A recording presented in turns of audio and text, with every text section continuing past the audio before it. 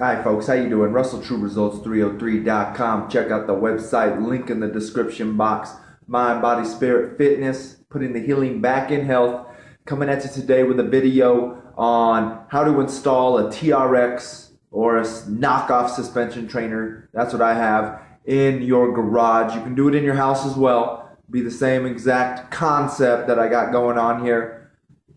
And you can just do it inside, right? So first you're just gonna locate your studs. Here in my garage it was a lot easier. It's kind of unfinished, but I just want to show you what I did. Most people, they're just gonna get an eye bolt and they're gonna drill it into the joist, stud, whatever's up in the ceiling. For me, I felt uncomfortable doing that, especially since a majority of my body weight is gonna be on it, pulling on it. So to me, I didn't feel comfortable just hanging from one little eye bolt that was screwed into a joist in the ceiling, especially since those floor joists, usually are only about an inch long or wide if you're lucky.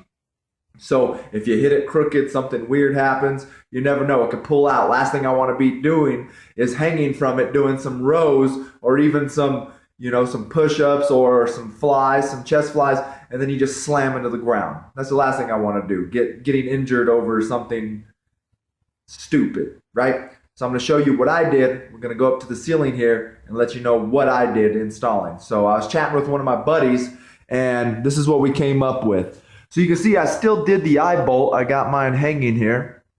I still did the eye bolt, but since, like I said, I felt uncomfortable with doing one bolt through a stud, I actually took a 2x6 and then I screwed it in. You can see on every single stud mark in that area. So on this one, I went through 4 studs, 2 screws each one, and then I picked a stud, I drilled a hole, I pre-drilled, of course, because that's gonna make it easier, and then I screwed the eye bolt into it. And then it just has the normal carabiner and everything like that. Everything else is ready to go.